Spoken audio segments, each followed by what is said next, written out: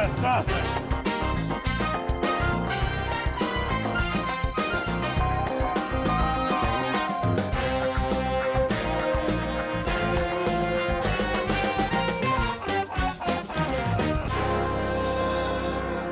I'm Max Keiser. Welcome to the Keiser Report. Yeah, what happens when, as we saw after World War I, a bunch of European countries just show up in the Middle East and draw lines all over the map and say, oh, these are the new countries, we don't care about the history or culture. Well, flash forward to 2014, and you end up with Islamic State, or ISIS. Stacey?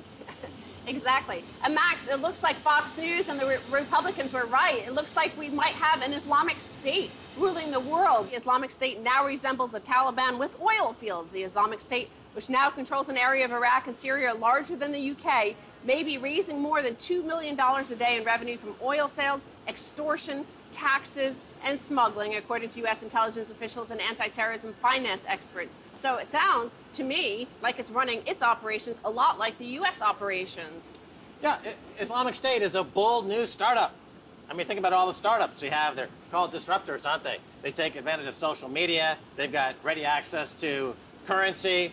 They're able, in this case, to do $2 million a day in revenue. But some are asking, when is Goldman Sachs going to take Islamic State public? I'm sure that America would buy into it, CNBC would report on it, and they could be a huge IPO.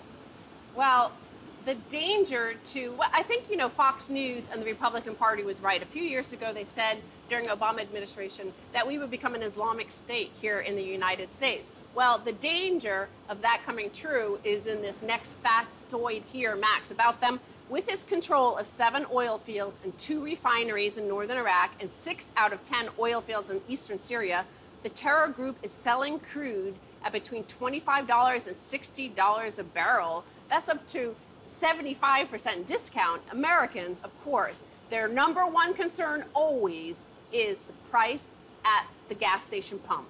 Right, they're disrupting the cartel.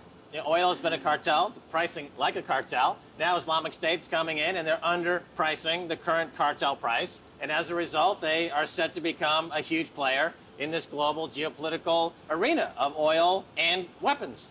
And the other thing I thought when reading this that reminded me of how the American, you know, mafia state, how any state really, but the America is the empire now, is, you know, the Islamic State, ISIS, whatever you want to call them, Nusra Front, whatever they started out as, they keep on changing and adopting a new flag, a new logo, a new brand.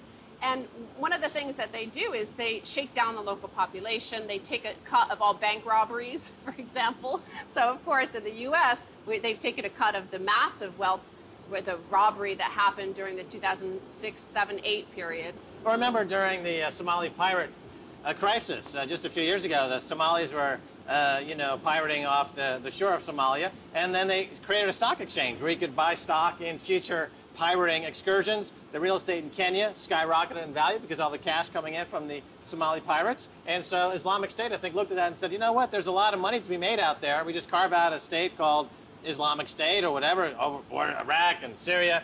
And, you know, these lines in the Middle East, as I said before, are just randomly drawn to begin with. There's no real reason for them. It's just all been basically politics-driven. So as a result, it makes perfect sense. That could be them building the 50-story tower behind us. By the way, this view will no longer be available pretty soon, as in they're building a 50-story tower. So if you hear noises out there, it's just the Islamic State or whoever, I don't know, one of these groups. Maybe it's the Somali pirates who learned from the Dutch East India Company, of course. But, you know, running these, you know, these sort of operations, as the U.S. has found, as every empire before the U.S. has found, and now as Islamic State is finding, according to the Bloomberg article, they say that still, while ICE may now be the wealthiest terrorist group on the planet, war fighting and administering territory is expensive, the official said. And although the Islamic State is flush with cash now, a key question is how sustainable its self-financing will be. Because the flip side of the self-sufficiency is that there's a lot of territory that they control now that has no oil wealth. And these are the ones that are sucking the state, the Islamic State, dry by all these people. You know, they want to be paid to sweep the streets, they say in the article. So they're costing money, but not giving any money to Islamic State, and complaining and signing up for the welfare rolls and all that sort of stuff that the Islamic State now has to take care of. Right, so to put this into context, comparing it to America, For example, when Fox News talks about the parasite liberals, you know, you hear this often from Bill O'Reilly or Sean Hannity talking about the parasitical liberals. Over there in Islamic State, this would be equivalent to the apostate. So the apostate, you know, they're not totally driven by the ideology of the red state, that is IS. Well, but in a way, if you're really anti-state, you would be for these parasites because they suck the state dry and force it to collapse. So already, in this Islamic State is the genesis, the birth, the seeds of its destruction, because it has to take care of these people who have no oil wealth. And that's also, I think, does show you a lot about what the world, the facts of the world. The oil-rich areas are rich. The empires always want to control the rich areas, the oil, in this case, it used to be gold during the Spanish Empire. Right, well, Islamic State are a classic example of libertarianism. So I'm sure that all the libertarians in America, like we hear from the folks over there at various universities, would be completely in support of the Islamic State because they're practicing libertarianism to its fullest extreme. So, of course, libertarianism means don't take care of the sick, don't take care of the elderly, don't give women any kind of rights. Exactly what you see in America, exactly what you see in the red states, exactly what you see in America version of libertarianism. It's just suck all the cash dry, and everyone else can die. The other thing I thought when I was looking at this to compare it to the U.S. and things that we understand and know and see in our own backyard is that the Islamic State is self-financing not only through oil, but through shakedowns and harassing the local population. So this also makes it more difficult for the U.S. to apply sanctions like they could for Al-Qaeda and bin Laden's operation, for example. They said because all their donations came from outside and they could cut off that source of funding. Well, here I'm looking at the harassment and what we see, economic harassment. Economic harassment and the Ferguson crisis. So they look at Ferguson, Missouri, and what they found was economic harassment. Basically, it's one of the highest in all of the United States, where these people are shaken down constantly by the police because it's the second highest source of revenue for the Ferguson, Missouri municipality. And these are like parking fines, going through red lights or turning right on red when you shouldn't, and things like that, parking over a yellow line. So the municipality collects some $2.6 million a year in fine and court fees, typically from small-scale infractions like traffic violations. This is the second largest source of income for that small, fiscally strapped municipality. And in fact, they were collecting $312 in fines per household in Ferguson, Missouri. I hadn't heard this story, and this is incredible to me. So in Ferguson, Missouri, the shakedown from the police of the citizens and from the courts on minor infractions are what keeping that government alive.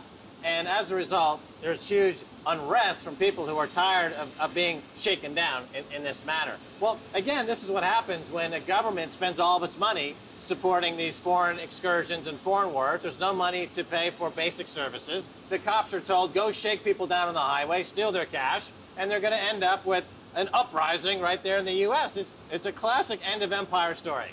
And, well, one of the guys that they talked to in this article says that you don't get $321 in fines and fees and 3 warrants per household from an above-average crime rate. You get numbers like this from BS arrests for jaywalking and what the report calls low-level harassment involving traffic stops, court appearances, high fines, and the threat of jail for failure to pay without a meaningful inquiry into whether an individual has the means to pay.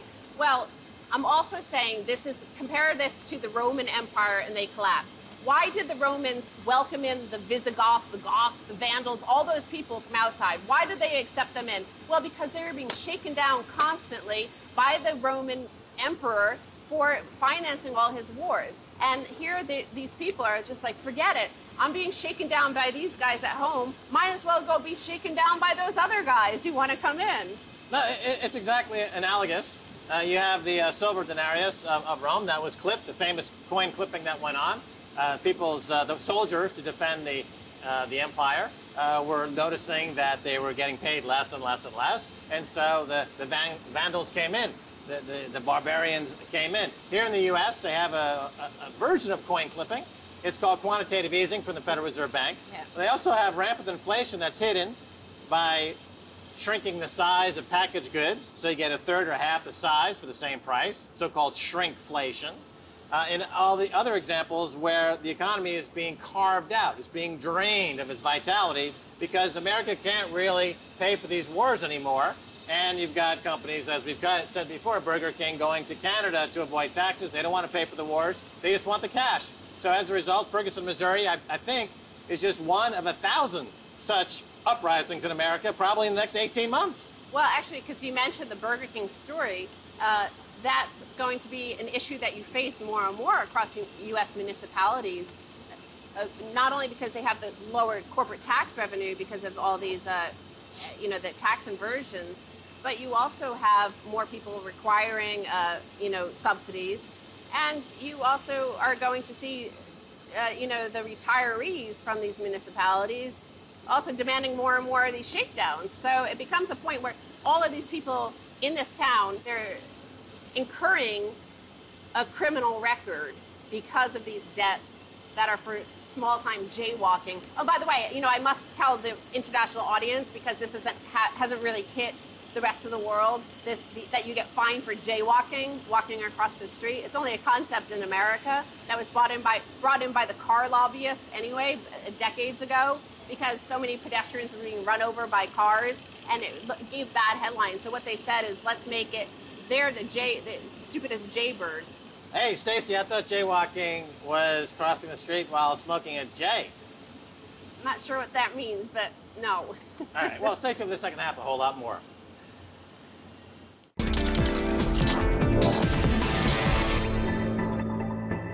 Welcome back to the Keiser Report. I'm Max Keiser. Time to turn once again to Trace Mayer. He is the leading monetary expert on Bitcoin and gold. You notice I said that you were the leading monetary expert. You could quite possibly be in the world today, given your writing on the subject, your involvement in Bitcoin. I want to turn again to where we left it off last time, Trace, this Bit license in New York. What are they trying to do, and what should we do as Bitcoin advocates? Yeah, so Benjamin Losky, the superintendent, he's passed proposed regulations for Bitcoin-related companies, actually virtual currency companies. So it's very broad, it's very vague, and it's very discretionary. And so in effect, it's going to stifle a lot of innovation, which I don't necessarily think is a very good idea for the U.S. geopolitically. And I don't think it's good for New York City particularly. It's going to hurt their economy. We're not going to, companies won't come here. One of the largest companies that testified at their hearing, Circle, said, we're not going to do any business with New York residents or businesses. And so, right, so they're going to isolate themselves. The Bitcoin community, big players are saying, we're just not going to work in New York. And, but of course, they're protecting their turf, right? Because here's the biggest, when you say about disintermediating forces of Bitcoin, the New York banks are the ones who are going to be disintermediated, right? So they're just protecting their own. Yeah, or at least that's the way they look at it. It's like, oh, we're not going to allow blogs because it could hurt our newspapers. The technology's coming. Like, why don't you get ahead of the curve, If more companies had an internet strategy in 1995, and those companies that did have an internet strategy, we see where they're at now. And those that didn't, well, their newspapers' earnings are down 97%. I mean, it's a completely demolished industry. And I think it's very analogous to banking. We've seen the internet just attack shipping, we've seen it attack mail, we've seen it attack radio, newspapers, press. Taxi drivers. Taxi drivers with Uber and protests in Berlin. Like, at the end of the day, this is new technology. It's going to creatively destroy old, obsolete systems. It's going to raise standard of living if you allow the innovation. And if you don't, you're going to live in North Korea. Right. Well, you mentioned that people, the dot-com mania of the 90s, et cetera, people focus on the crash of the dot-com crash. They forget that from the crash gave us Amazon, Google. The biggest market capitalized companies in America and in the world are right at the top of that list, came out of that crash. So you're suggesting that New York, instead of being one of the winners in this new technological front, looks like they've opted to become one of the losers. Yeah. At the end of the day, Ben Losky's really gotten above his pay grade with these regulations. Where would the U.S. be if it didn't have Facebook and Google and all of these helpful things for the U.S. intelligence services? Like if we're going to talk about, do we really want to drive all the innovation to Singapore and to Beijing and to Moscow? Because I'm sure they'd welcome it with open arms, if they could take away all that knowledge the U.S. intelligence services have from Visa and MasterCard on what's actually going on in the Russian economy, if they can take that away, that knowledge, I think it'd be a very powerful tool for them. Let's talk about Russia for a second, because they're making some moves here. They are bringing in that Chinese credit card. Yeah. I think it's Unicard to get out of UnionPay, get out of MasterCard and Visa. They've been buying gold very aggressively for years now, so they're one of the biggest gold holders in the world. They are doing selective sanctioning. They are coming at as pretty smart in all this. One thing that surprises me, though, they haven't yet, the penny hasn't dropped yet in the Kremlin in terms of Bitcoin. In other words, from where we sit, you know, after having lobbied them for years to buy gold, I take full credit for the Kremlin buying gold, by the way. Well, they actually went to a GATA conference in 2005, and the guy that was #2 in the economics department attended.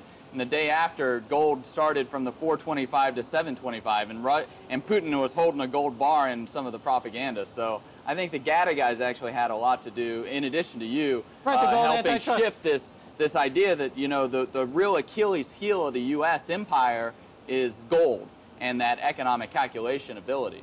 Right, so the Gold Antitrust Action Committee, Bill Murphy, Chris Powell, they had that conference. You're saying right after that? Oh yeah, the guy from Russia attended, and right after it started that up leg. And there was a squeeze on this physical, you know, because the Russians were taking physical delivery.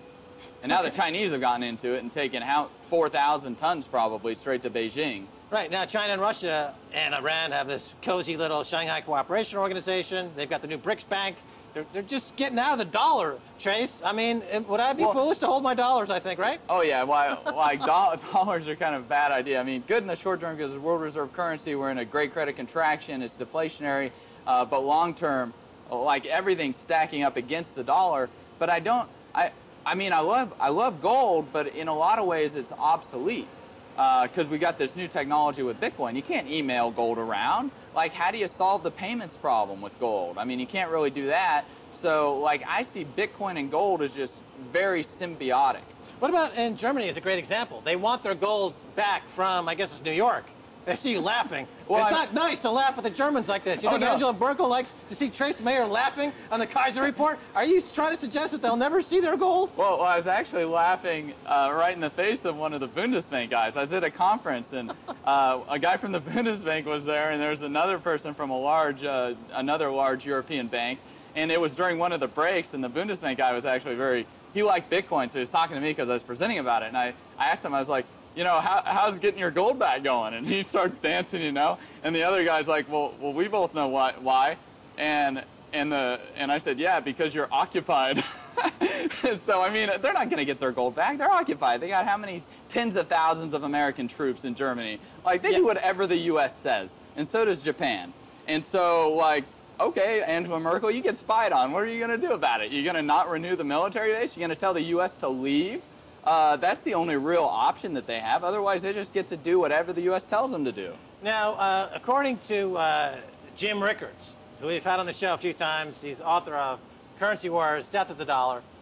I was talking to him about this recently, and he's like, well, Germany doesn't really want their gold back because as long as it's in New York, it can be manipulated. The U.S. can, like, confiscate it, they can hypothecate it, they can re-hypothecate it. Right, but he's saying they want it to be manipulated as a way to support the current system because they want a rollout of special drawing rights from the IMF, and they don't really want to go back to a hard currency, a gold-backed currency. But it seems to me that if we're really entering into a vicious currency wars like I think we are, then A, you would want your physical gold in your country, number one. And number two, unlike Rickards, I think this whole idea of geopolitics and Bitcoin has to be explored. I think looking at his books, they fall short of taking it to the 21st century. He's very much a 20th century currency warrior. He's not part of the 21st century in this Bitcoin development. Is it fair to say that you could wage global currency war, and I'm talking about $100 billion transactions of major currencies in Bitcoin on the blockchain? Is that possible? Is the security there? Is the liquidity there? Is that possible, Trace? Yeah, the liquidity is not there yet. The security is getting there. At Armory, we've built out the tools. We've built out cold storage, multi-signature. We're building out the security there. Bitcoin's extensible, so you can keep building it, building out features to it. you know, Jim Rickards' Currency Wars, great book. I think he presents a very strong case, a very strong analysis. But at the end of the day, it's a chessboard that existed, you know, in the past. We got a new chessboard now, and unfortunately, Jim Rickards doesn't really understand the technological innovation with Bitcoin. And so he can't provide a real succinct analysis because he just doesn't understand it. Not that he can't understand it, but he hasn't really, you know, Bitcoin's created by a bunch of PhDs in math and computer science and distributed systems. It's highly complex. Like, you don't just get it and you can't just gloss over it. Otherwise, you have a very superficial analysis of it. Let's take a look at this geopolitical chessboard. And I didn't mean to put you on the spot here, but I mean, think of it, I remember the old game we had as a kid, Risk, you know, it was a geopolitical game and you're moving pieces around. But how would this potentially, obviously Russia's the one that comes to mind right off the bat, because they're being targeted by the IMF, who's got this ridiculousness going on in the Ukraine on behalf of the IMF to secure agricultural production in the Ukraine. Let's be honest, it's got nothing to do with Russia. It's about the IMF and the West wanting that agriculture product, and they want the military bases there. So, isn't it? Why don't they start to get more? Maybe they are. What are you hearing? We're building the tools for them. Yeah. Like, here's a great example. With BitPay, we have Jeff Garzik, a Bitcoin Core developer that we've hired, and he built out a lot of the payment protocol. How could the payment protocol be applied in the Ukrainian situation? Well, with the payment protocol, you can authorize a transaction up to a certain amount of Bitcoin, and then you make lots of microtransactions, and it draws down against it, and then you settle it all in one big transaction. But you know that you're going to get paid at least for whatever you've shipped through the oil pipeline, for example. And so if there are no Bitcoins to authorize a shipment of oil, like Russia just wouldn't send them, as each barrel of oil goes through the pipeline, you're getting paid your Bitcoins in a non-reversible, non-forgeable, non-sanctionable way, and then okay, so you got the private keys yourself. You're not like letting somebody else hold your gold. You're not letting somebody else hold your Bitcoins. You're doing it all in this disintermediated way. So this leverages the open ledger of Bitcoin, which is this open accounting ledger. There's private keys associated with it. So you can parse out a deal over a year or 18 months for oil through a pipeline, through that territory, and you can do it in a way that is completely above board and trustworthy on the open ledger. It's irreversible using these private keys. You don't need the US dollar. Oh yeah, you don't need the US dollar, but one, you don't need any centralized. So you don't need SWIFT, you don't need like all of these tools. Don't need the lawyers. You don't need the contracts. Well, the contract, you can actually build the contract into the transaction, using the Bitcoin protocol. So it's all in the math. Like, you see it all in the computer language there. Right, so Russia, China, Brazil, Iran, they've got the new BRICS bank. Even if they don't use Bitcoin as let's say, a reserve currency, they would still want to use the blockchain as a way to make it cheaper for them to do various currency swaps and everything else they need to do. Oh yeah, and you can. I think when Bitcoin starts becoming a settlement currency, because you can use it to enforce leverage ratios like insurance contracts. There's lots of ways that we can apply this blockchain technology, and all of it is done and settled in the blockchain. Right. You know, so there's no counterparty risk. It's a huge deal. No Fannie Mae, Freddie Mac, Lehman Brothers, bailouts, like none of this stuff. Settlements are done on the blockchain. What does this mean? That means that we're not necessarily doing a deal in Bitcoin. If I've got a $2 billion agricultural deal to get through, we can settle that all up on the blockchain and settle, and it's all backed up essentially in a way that takes away all possibility of there being any fraud in that transaction. Right. If both parties. And if you really wanted to, you could abstract dollars or rubles onto the blockchain, and then they're represented by really small, tiny amounts of Bitcoins, and then those trade atomically in the blockchain. So you're trading what's representing the oil with what's representing the rubles on the blockchain. Okay, we got about 30 seconds left, and I just wanted to get your final comments on, are we heading to World War III? Are we in World War III? Your thoughts? I think we've been in it probably at least for 10 years. You know, how long we've been doing this gold price suppression scheme with Alan Greenspan. We got a U.S. empire that's occupying everybody, pledging everybody as collateral to consume people and take all their money and their identities and not let you grow or eat what you want to grow and eat. All these problems across the world, it all root cause in the U.S. empire, and I think a lot of people are fighting back against that, whether it's Putin or whether it's individuals. And Bitcoin is the way to fight back. Bitcoin is definitely a very powerful tool that individuals and states can use to fight this empire. All right, thanks, Trace, for being once again on the Keiser Report. Thanks, Max. All right, and that's going to do it for this edition of the Keiser Report with me, Max Keiser, and Stacey Herbert. I want to thank our guest, Trace Mayer. If you want to reach us on Twitter, use Keiser Report. Until next time, bye, y'all.